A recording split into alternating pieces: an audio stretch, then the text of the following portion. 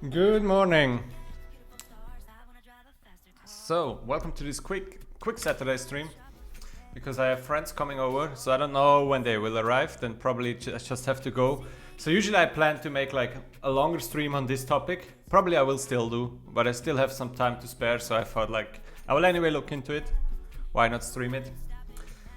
So yeah, I want to basically explore NX together with Module Federation and monorepos with Module Federation for micro frontends. So let's jump right into it. So I found this nice article of NX. So faster builds with Module Federation. So as applications grow, build can become unacceptably slow, which leads to slow CI pipelines and long dev server startup times. This slowness decreases team productivity due to long waits for long compilation and clogged up CI pipelines. Yes. So this is basically true. Whenever your build grows, even though you have caches in NX, I think it can get slow. So Module Federation provides a solution to the scaling problem by allowing single-page applications to be sliced into multiple smaller remote applications that are built independently. There are some costs to slicing an application through Module Federation, yes. Because you split it out into single pieces, independent applications, but then I guess like there must be some overhead, especially the most overhead or the most complicated I think is like how do they communicate with each other. So they say cognitive overhead of developing multiple applications versus a SPA. Yeah, depends on how, I guess depends on how your team is cut. Like how are you organized? Do you have a team per application? Then maybe this can even be easier than everybody working on the same.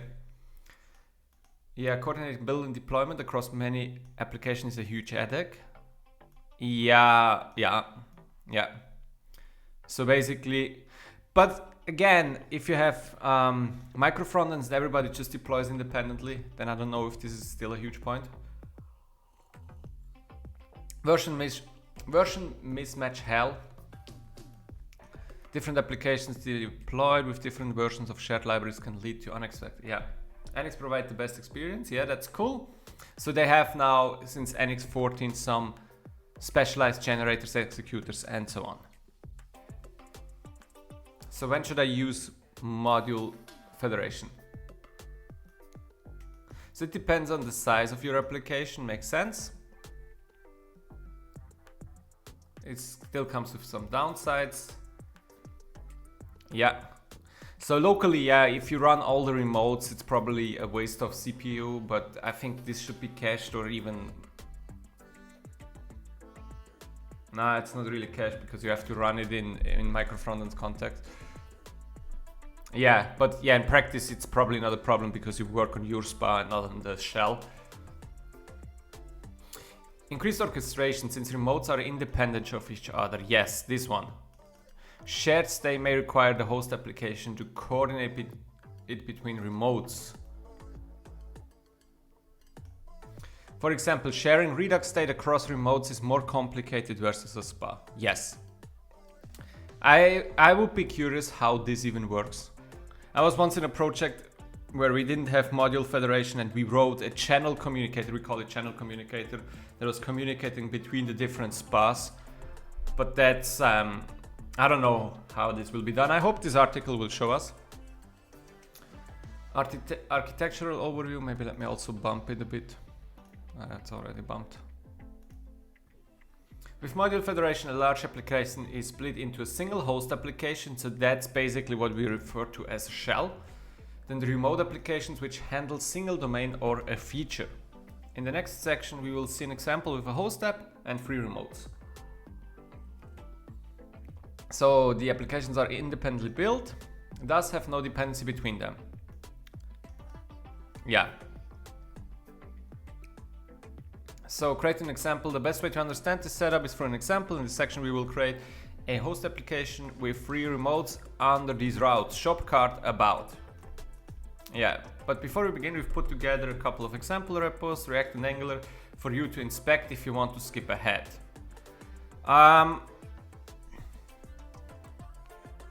Let's just ping it, or let's just have a quick look because I think you still have apps, yeah, about main. So they go with about minus main, cart minus main. I would basically choose a different structure here. I would go about slash, so basically a top level about folder.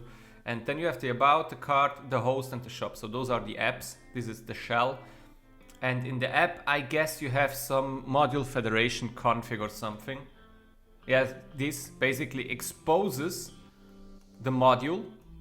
So that's the entry module. What is the entry module in the shop? Source app, remote entry, entry module, entry, remote entry module. That just exports the shop main module. I guess this is best practice, but you could also just export the shop module. And then in the host, I think, or what I expect is that they do integrate the parts via routing. So basically, instead of lazy loading, you just load the remote. So I would be curious to see the route config. Where is the route config? App module. Do they have it inlined? Yeah. Router module for root.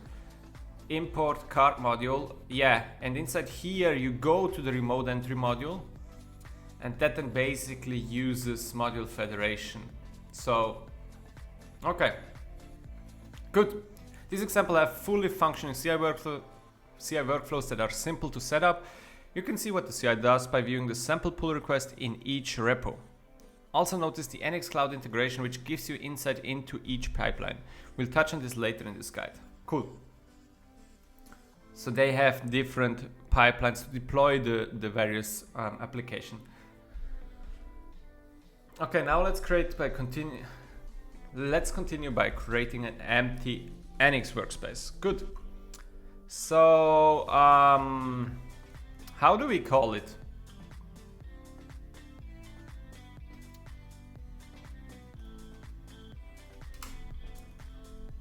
Just curious, so I would still go with we call it npx create NX workspace. What kind of things do we have? We have shop cart about. How did they call it?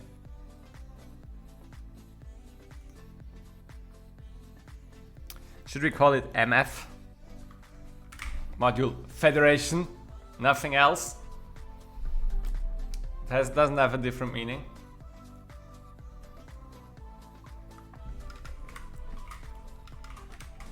NXMF. NXMF. Let's call it NXMF. Okay. So we generate this workspace.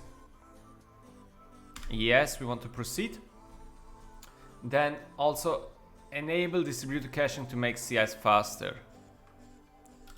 Do they say if we want that?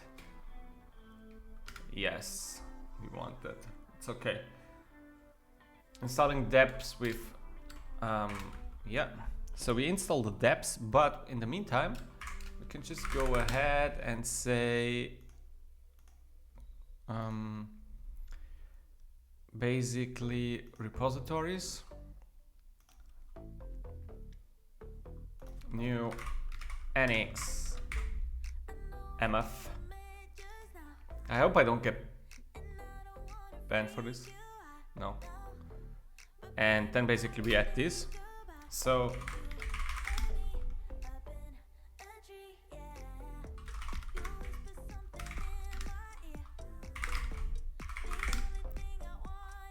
on branch main, good. So we push that. We should have now something here. Yes, good, perfect. So let me open up desktop documents.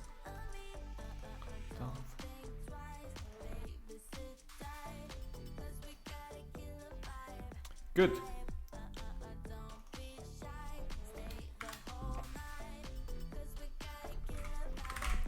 Font. Oh my god. 22, that's okay. Good. So we have an NX workspace with without an app and without a lib. Just a plain NX workspace. Good. Now, you will be promoted to enable NX Cloud. For the best experience, we highly recommend using NX Cloud. Yeah. So that's the distributed cache. Then for React users, install the NX React plugin. We are not React users. We will go with NX Angular. So that would be npm install -d as a dev dependency. -d at NX Angular.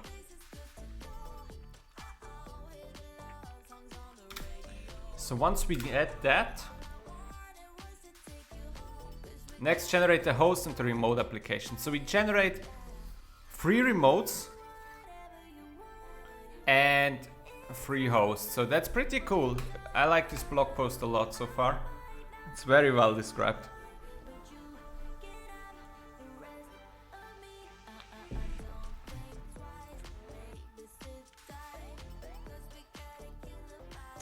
Come on, npm. You can do it.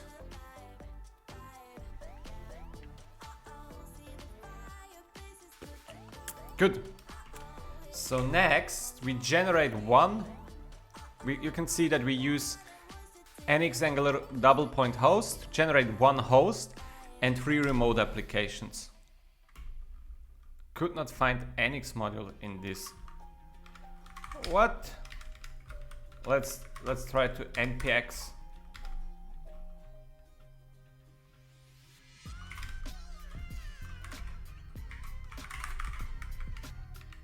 Basically npx. Let's try it like this. Yeah. I like to use sus. So now he goes and generates a bunch of stuff. So we will have an about app, a shop app. I don't know what the third one was. And a host. So 3 remotes and 1 host. That's cool.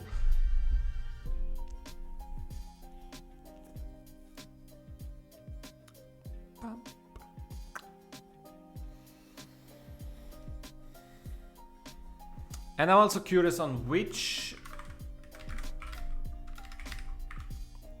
Angular version we actually are.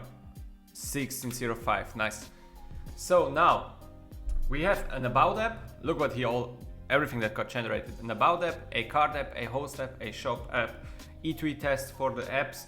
I guess inside the package JSON, no, we don't have any scripts, but we could now go NX serve projects about. I don't know.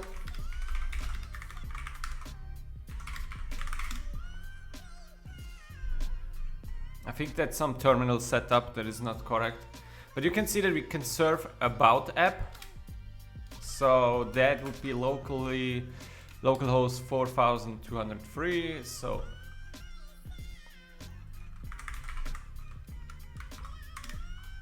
yeah.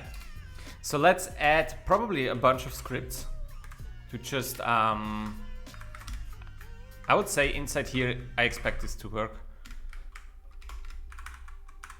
Start about NX serve -- project about, and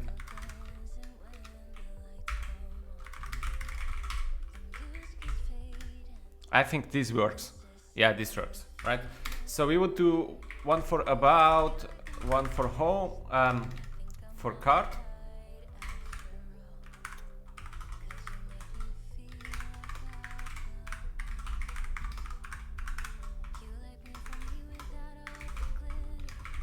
I'm curious, how does the home look like the shell, basically the host? I think the host basically looks the exact same as the other apps.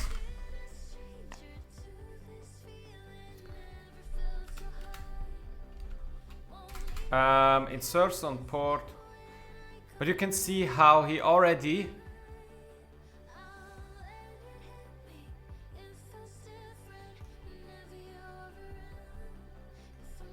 It's on target.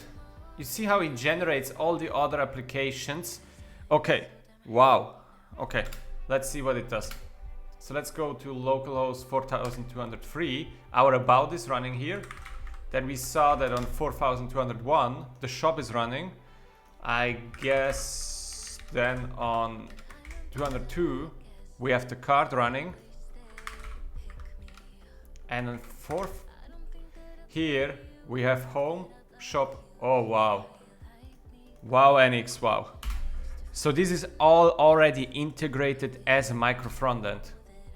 And this automatically starts it up. That's pretty neat. Okay. Good. Now surf host. Yeah, we already did that. The ---- open flag we could actually add on all those commands. Or at least on host. Maybe not on the other one. The above command, now again, what happened here? The above command serves host in development mode, whereas the remotes are built and served statically. That is, changes to host will update its bundle, but changes to remotes will not update. To run one or more remotes in development mode. So basically, let's illustrate that point. So again, we start the host. I would now expect it that this is probably cached. Yes, you see how fast it is? So localhost 4200 starts. And it is served. Nice. Now, let's make a change to our shop application. App component. Okay, there's a route, remote entry module. But I would expect it. Yeah, this is it. This is this entry component. So let's say we would go here and do like H1 test. So we change the shop. Now, here this shop doesn't change. But if I open up another terminal, npm run start shop, let's see. Yes, I want to use a different port because the other one is already used by the host build. Okay, we get this insane port number. And I opened it on the wrong. Oh my god, I have to. It always opens the browser windows on my other screens because I'm using two screens here. So this is actually our application, but you see that this doesn't get adjusted because it's built from the sources.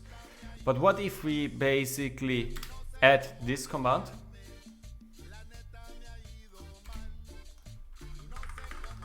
Let's just call it, I don't know, surf host. Let's call it surf host. And inside here we do this. Yeah, shop cart, dev remotes. So now let's go ahead and remove that. So we serve our host. So the stuff is serving on the different ports.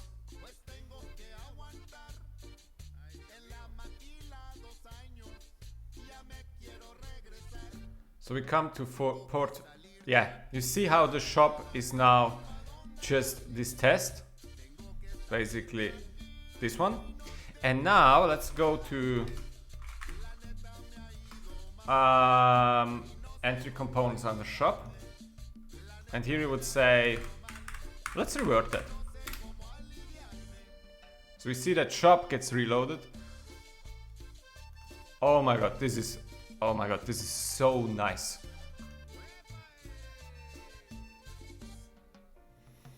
Linking the content and music. The music basically comes from a playlist that I have on Epidemic Sound. I don't know if this playlist is public, but that's basically... I don't know, is this the link to the playlist? Can I share playlist, copy link? So that's... Aha, I'm liking it. Oh, sorry. Sorry. Sorry, I misread. Okay, cool. Good. Yeah, perfect. Thanks for the feedback. Yeah, so, okay, where were we? So we have now micro frontends actually integrated over routes. So I'm curious, let's say you would build like something like a, I hope this article still explores it, but if you would do something like this, so currently we have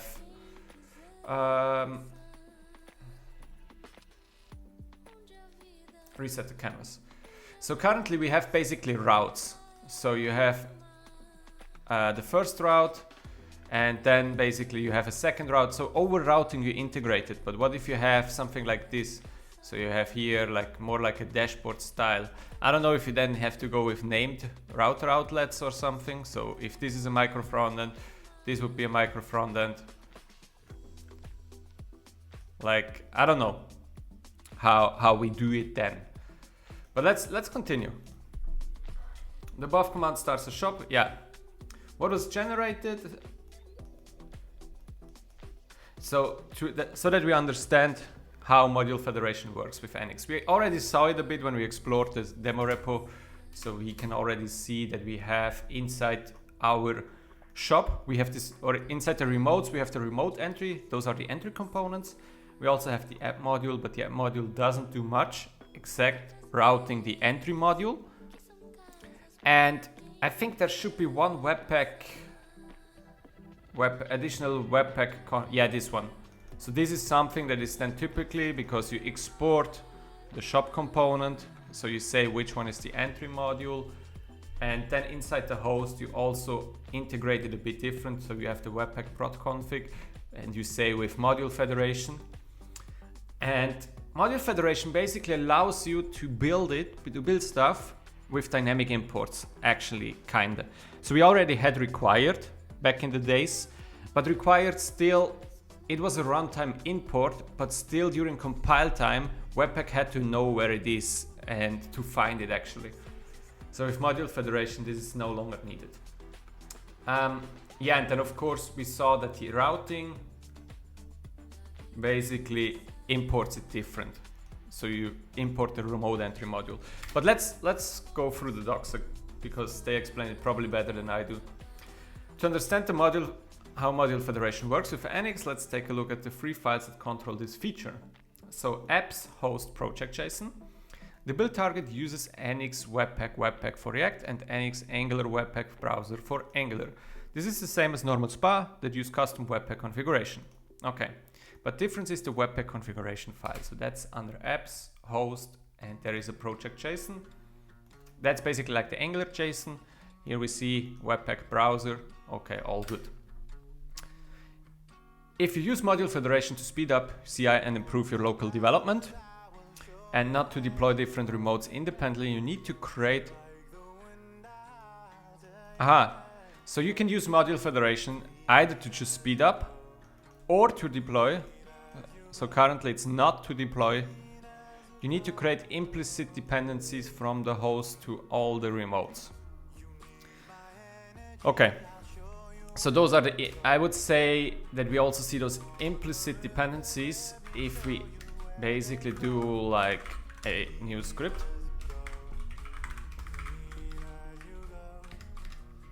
NX step graph. So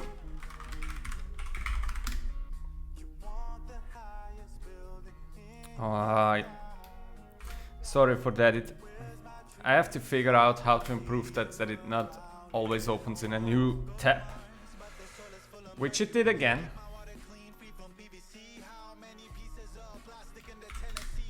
But yeah, so show all projects. Yeah, those are now independent projects. I would actually have expected... No, it's good. It's correct. Those are independent projects, but now I'm a bit confused what he means with the implicit dependencies between them. But let's see. Because it says you need to create implicit dependencies.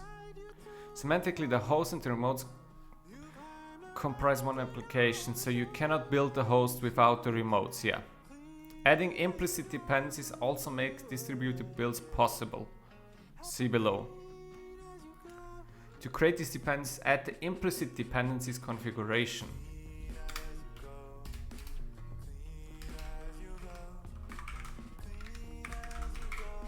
So that's if you don't want to deploy it kind of micro frontend architecture way, which we do. So I would expect, do we have? We don't have the implicit dependencies because we really want to deploy them. Okay, now it makes sense. Because previously this didn't make really sense. To create these dependencies, add the implicit dependencies configuration, yeah. Okay. In the future, Nix may automatically okay. Then we have the webpack config. The webpack configuration uses a utility function that Nix provides with module federation. So that was the one that I just showed you. We'll talk about what with module federation does in a bit, but for now the important part of the configuration is the use of module federation config, which we will examine next. Module federation config. That's this one. Yeah, here you specify which are your remotes. I guess if you add a new remote, you probably also have to add it here. So, extended webpack. If you find yourself needing to additional webpack plugins, pattern below. Okay, so if you want to configure this further, you can do it like this. We will skip that.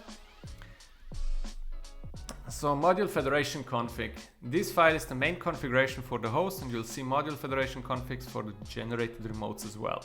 Yes. Yeah, that's what we just saw. The required name property is a magic to link the host and remotes together. The host application references the three remotes by their names. Yes, makes sense. It is important that the values in remotes property match name property of the remote application. Yeah, okay, for sure. What does with module federation do? In the previous section we saw with module federation used in the webpack config. This function is an abstraction on top of webpack's module federation plugin with some Nix specific behavior. Thank you Nix for configuring this, because configuring webpack is a nightmare. All libraries, npm and workspace are shared singletons by default, so you don't manually configure them. Okay. Remotes are referenced by name only, since Nix knows which ports each remote is running in development mode. Okay, so Nix basically does everything. So you just give him, okay, we have this host, we have those remote applications. Once you include them, Nix knows about it. He even knows in development, he even knows the ports that they are running on. With Nix, the dev experience when working with module federation matches more closely to development on a SPA. Yeah. You don't have to worry about managing a bunch of configuration, most things just work out of the box. 100%. There are, now, shared libraries. That's an interesting one. There are cases where excluding or changing the shared configuration is required. For example, shared libraries are not tree-shaken, so to enable this behavior you must exclude them from being shared. Okay, to exclude library or change... To exclude a library or change its configuration, you can provide a shared. So you would get a name. If name is Lodash, we want Lodash to be tree-shaken and bundled into each host separately. Okay, that makes sense. But Angular probably here you would probably return true, I guess. The shared function can return an undefined to use Nix default value, false to exclude it from being shared, or a shared config that Webpack supports. Okay, so here I guess we will get some more details later on. The default configuration without overrides should work well for most workspaces, and we encourage you to analyze your bundles before optimizing the shared behavior. To analyze your bundle, run build with stats.json and use a tool like Webpack Bundle. Yeah. If you have any feedback regarding this feature, okay.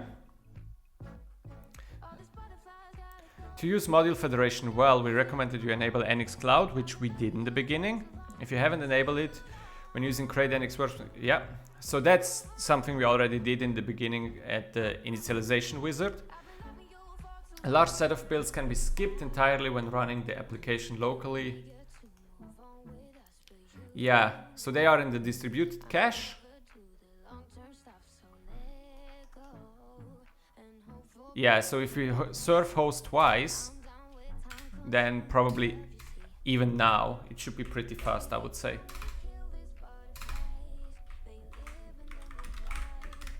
So now he should actually reuse everything from the cache.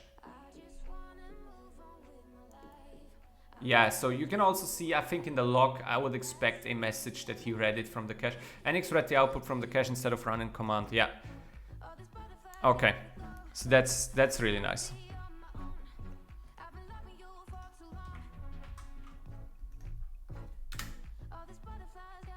So, good. What is the next step? The second server starts up. Yeah. Yeah.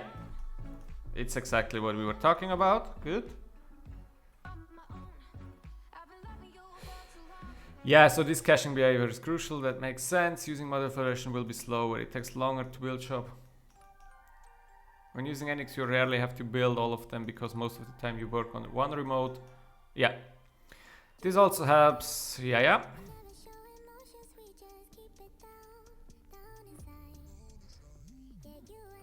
Okay.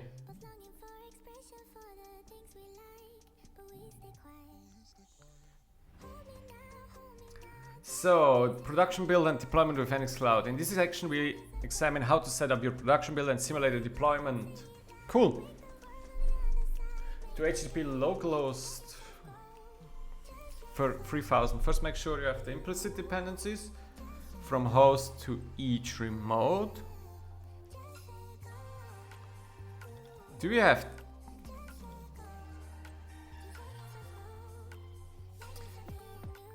Do we want this? That's the other question. Like, I don't know if I want to have everything on 3000 because it's actually, I want to do micro frontends.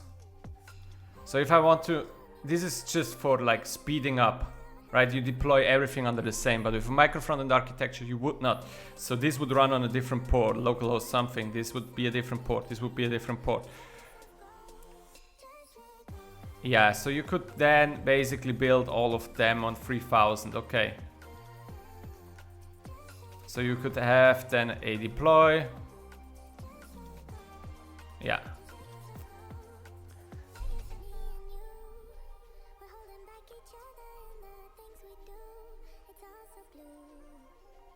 Okay, using buildable libs. So by using module federation, you essentially split your application build process vertically. Yeah, so now with vertical, basically what he means is that if you have like so we have our teams, we would have the shop team. So let's see. So that would be shop. Then we would have, what was it? We generated shop, cart and about, I think. So that would be basically, those would be the different teams. And then you have a about.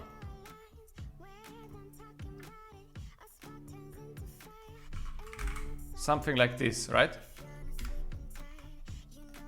So this is the vertical split. But then what you can do is even inside here, you can split this horizontally even. So you can then say, okay, we have an app. Then inside this app, usually what people do is something like this would be feature. So that's then usually the feature stuff. Then they do a bunch of dump components, like probably something like this, UI. What I've also seen is then some domain or data access, I don't know, domain, data access, I just call it domain. And then inside there, the last thing that people do is utils. Basically this one. Oh my god. Here they do utils. And then the idea is that each one is like a contained block. And you can only access, you can then have dependency rules where you can only access basically downside. So that, oh my god, I tried to do a arrow. So basically app can access feature, app can access UI, app can access shared. So this could be accessed here. All right, but then, okay, I don't draw all the lines, but you could see. And feature can then only access down, UI utils. So what not be possible, so it's not possible that UI access, so this would basically be, so this is actually wrong, right? But the other way around, it would work really, really, really nice. So, good. And then they speak of buildable libraries. So with buildable libraries, the way I understand it, you can basically increase,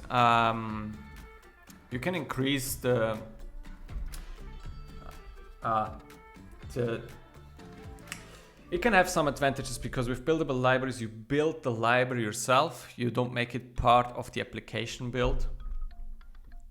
Faster, but many other things slower. But in some scenarios, making a few large libraries at the bottom of your graph buildable can speed up any task graph.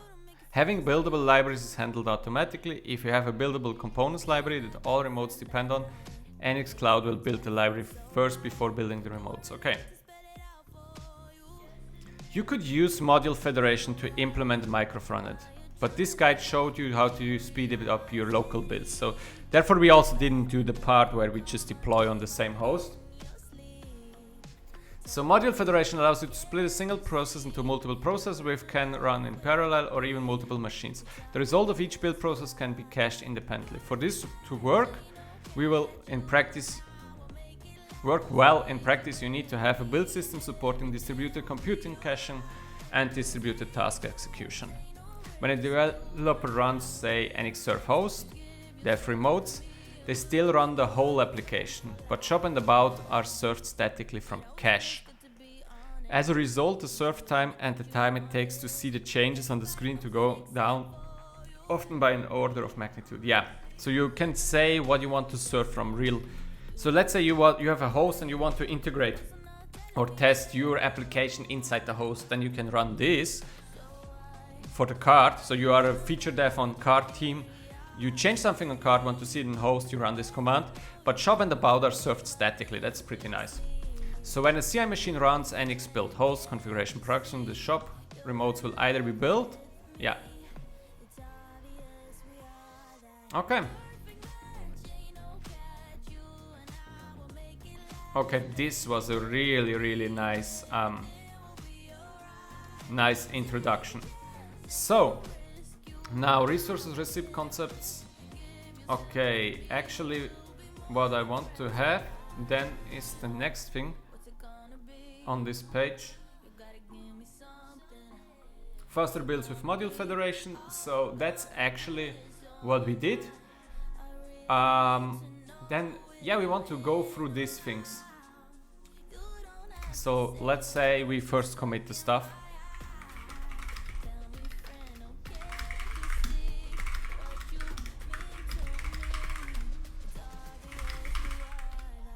Git status.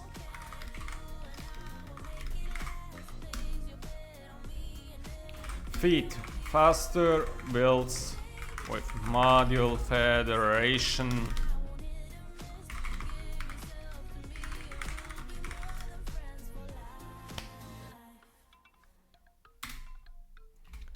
Good, so we should have committed all of that. And no, that's ng, that's not our repository. This is the NXMF. Okay. So now server-side rendering. I'm curious if they already use hydration or not. Let's see. So this guide will walk you through creating a module federated setup with server-side rendering for Angular and React using NX and its generators. So, okay. Will they start from scratch, create an empty workspace?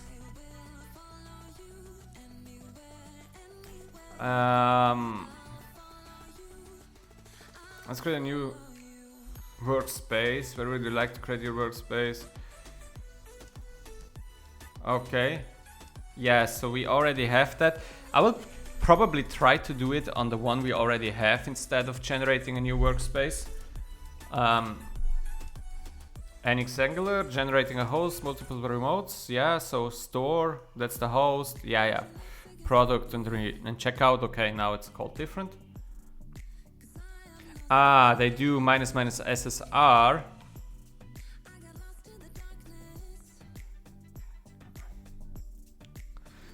This will generate. Is there a way that I do this after the fact?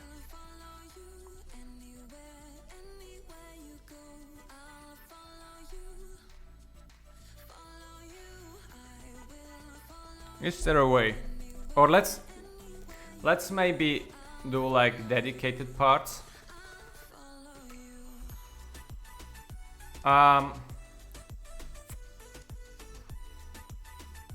Yeah.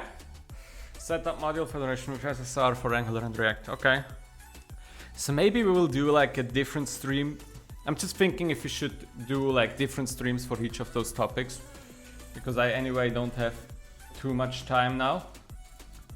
So I think this could actually be a good point to just I mean, how long am I in?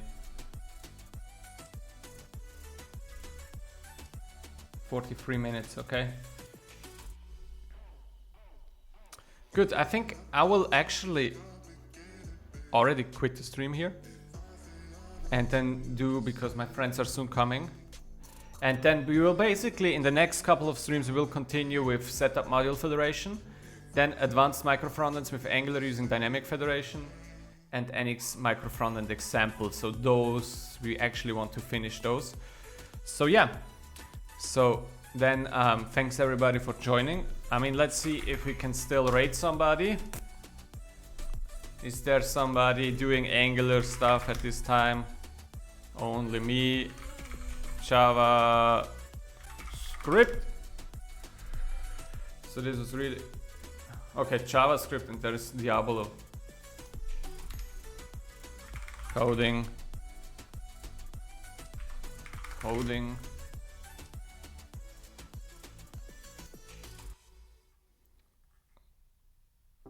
I mean, we can also browse and just go to software and game development. Game dev, Golang. I mean,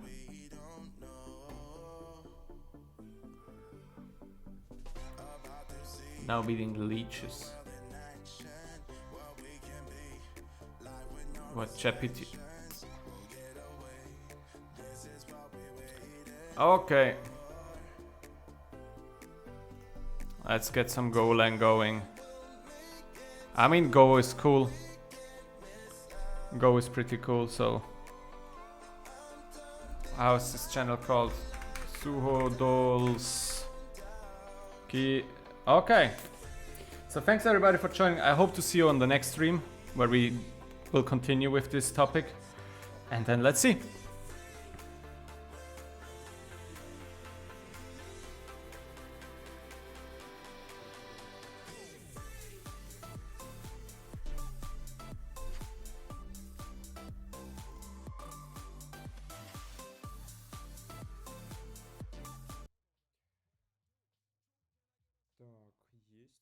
Спасибо за рейд.